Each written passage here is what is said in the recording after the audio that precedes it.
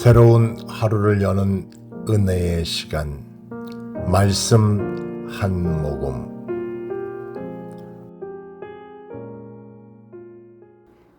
오늘의 말씀은 창세기 15장 1절로 17절 말씀입니다. 이후에 여호와의 말씀이 이상 중에 아브라함에게 임하여 가라사대, 아브라함아 두려워 말라. 나는 너의 방패요 너의 지극히 큰 상급이니라. 아브라함이 가로되, 주 여호와여, 무엇을 내게 주시려나이까? 나는 무자하오니 나의 상속자는 이 다메섹 엘리에셀이니이다. 아브라함이 또 가로되, 주께서 내게 씨를 아니 주셨으니 내 집에서 길리온 자가 나의 후사가 될 것이니이다. 여호와의 말씀이 그에게 임하여 가라사대, 그 사람은 너의 후사가 아니라 내 몸에서 날 자가 내 후사가 되리라 하시고, 그를 이끌고 밖으로 나가 가라사대, 하늘을 우러러 무뼈를 셀 수 있나 보라. 내가 그에게 이르시되 내 자손이 이와 같으리라. 아브라함이 여호와를 믿으니 여호와께서 이를 그의 의로 여기시고, 또 그에게 이르시되 나는 이 땅을 내게 주어 업을 삼게 하려고 너를 갈대아 우르에서 이끌어낸 여호와로라. 그가 가로되, 주 여호와여, 내가 이 땅으로 업을 삼을 줄을 무엇으로 알리이까? 여호와께서 그에게 이르시되 나를 위하여 3년 된 암소와 3년 된 암염소와 3년 된 수양과 산비둘기와 집비둘기 새끼를 취할지니라. 아브라함이 그 모든 것을 취하여 그 중간을 쪼개고 그 쪼갠 것을 마주대하여 놓고 그 새는 쪼개지 아니하였으며, 솔개가 그 사체 위에 내릴 때에는 아브라함이 쫓았더라. 해질 때에 아브라함이 깊이 잠든 중에 캄캄함이 임함으로 심히 두려워하더니, 여호와께서 아브라함에게 이르시되 너는 정령이 알라. 내 자손이 이방에서 객이 되어 그들을 섬기겠고 그들은 400년 동안 내 자손을 괴롭게 하리니, 그 섬기는 나라를 내가 징치할지며 그 후에 내 자손이 큰 재물을 이끌고 나오리라. 너는 장수하다가 평안히 조상에게로 돌아가 장사될 것이요 내 자손은 4대 만에 이 땅으로 돌아오리니, 이는 아모리 족속의 죄악이 아직 관영치 아니함이니라 하시더니, 해가 져서 어두울 때에 연기 나는 풀무가 보이며 타는 횃불이 쪼갠 고기 사이로 지나더라. 아멘. 안녕하세요 여러분, 좋은 아침입니다. 오늘 우리는 하나님과 아브라함이 맺은 언약에 관한 이야기를 나누고자 합니다.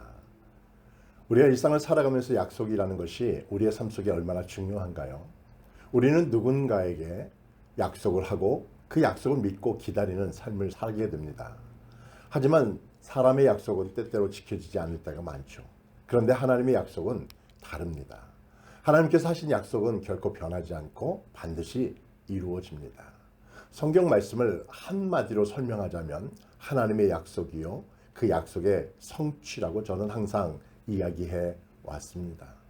하나님께서 세상을 구원하기로 약속하셨고 예수 그리스도를 이 땅에 보내심으로 그 약속은 성취되었습니다. 이 외에도 하나님은 하나님의 백성을 향하여 수없는 약속을 하시고 그 약속을 항상 성취하시는 분이십니다. 오늘 본문에서도 하나님께서는 아브라함에게 놀라운 약속을 주시고 그 약속을 성취하시는 것을 우리로 하여금 목격하게 합니다. 바로 그의 후손이 하늘의 별처럼 많아질 것이라는 약속이죠. 하지만 아브라함은 아직 자녀가 없었기 때문에 이 약속을 듣고도 마음 한편으로는 의문이 들었을 것입니다. 그런데 그는 하나님의 말씀을 믿었고 하나님은 그것을 그의 의로 여기셨습니다. 오늘 우리는 하나님의 약속을 어떻게 믿고 살아야 하는지 함께 살펴보고자 합니다. 첫 번째, 아브라함이 믿은 하나님의 약속. 하나님은 이미 많은 나이가 들었고 자녀가 없었습니다. 그는 하나님께, 주님, 저는 후사가 없습니다. 제 집에서 기른 종이 제 상속자가 될 것입니다 라고 말했습니다. 아브라함은 인간적인 눈으로 봤을 때 하나님의 약속이 이루어질 가능성이 없어 보였기 때문에 이와 같은 결정을 하게 되었던 것입니다. 하지만 하나님께서는 아브라함을 밖으로 데리고 나가 말씀하십니다. 하늘을 우러러 무뼈를 셀 수 있나 보라. 내 자손이 이와 같으리라. 창세기 15장 5절의 말씀이죠. 그 순간 아브라함은 자신의 현실이 아니라 하나님의 말씀을 믿기로 결단합니다. 그리고 하나님은 그의 믿음을 보시고 그것을 그의 의로 여기셨습니다. 창세기 15장 6절 말씀입니다. 아브라함이 여호와를 믿으니 여호와께서 이를 그의 의로 여기시니. 여러분, 우리도 아브라함처럼 하나님의 약속을 믿는 믿음이 필요하죠. 눈앞의 현실이 불안해 보여도 하나님의 말씀을 신뢰하는 것이 중요합니다. 우리의 삶에서 때때로 이 약속이 정말 이루어질까 하는 그런 의문이 들 때도 있겠지만 하나님의 계획은 우리의 생각보다 크고 완벽합니다. 하나님께서는 말씀하신 언약을 직접 확증해 주십니다.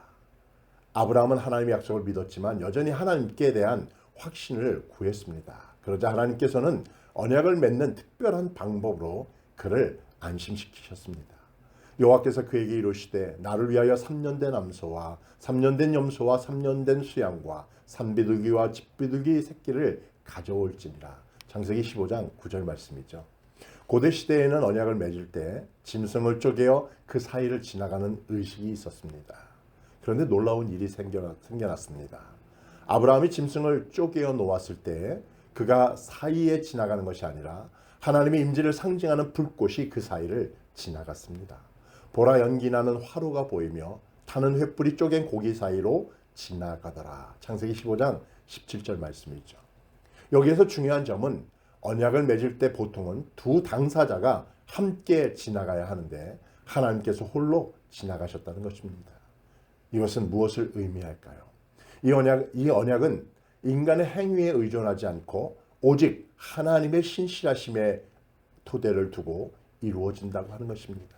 즉 우리가 부족하고 연약해도 하나님께서는 당신의 약속을 끝까지 지키시며 이루신다는 의미이죠. 우리도 우리의 능력이 아닌 하나님의 신실하심을 신뢰해야 할 것입니다. 우리는 실수하고 넘어지지만 하나님의 약속은 변함이 없습니다. 아멘. 하나님은 거짓말을 하실 수 없는 분이시니 약속하신 것을 반드시 이루신다. 히브리서 6장 18절 말씀입니다. 사랑하는 여러분, 오늘 우리는 하나님의 약속을 믿는 믿음이 왜 중요한지 배웠습니다. 첫 번째, 하나님의 약속은 우리의 현실을 넘어섭니다. 아브라함은 자녀가 없었지만 하나님의 약속을 믿었습니다. 우리도 현실이 어려워 보여도 하나님께서 우리에게 말씀하신 그 말씀을 신뢰하며 살아가십시다. 하나님의 약속은 우리의 능력이 아니라 그의 신실하심에 달려 있습니다. 하나님께서는 언약을 스스로 확증해 주셨습니다. 즉, 이 약속은 하나님께서 책임지고 이루어지신다는 것을 우리에게 분명히 밝혀주고 있는 것입니다. 여러분, 우리의 삶에도 하나님의 언약이 있습니다. 예수님을 통해 주어진 구원의 약속이 그러하며 우리를 돌보시겠다고 하는 약속이 그러합니다. 세상 끝까지 내가 너와 함께 하겠다. 끝까지 함께 하시겠다는 하나님의 약속이 우리에게 있습니다. 오늘 우리가 해야 할 일은 그 약속을 믿는 것입니다. 그리고 그 약속의 말씀을 신뢰하는 그 터전 위에 서는 것입니다. 나는 여호와라. 내가 말한 대로 반드시 이루리라. 에스겔서 12장 25절의 말씀입니다. 오늘 하루도 하나님의 약속을 붙들고 믿음으로 나아가는 하루가 되시기를 주님의 이름으로 축복합니다.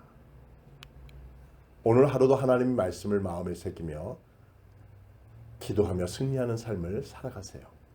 하나님의 약속을 신뢰하는 믿음을 갖게 하소서. 하나님의 언약 안에서 평안을 누리게 하옵소서.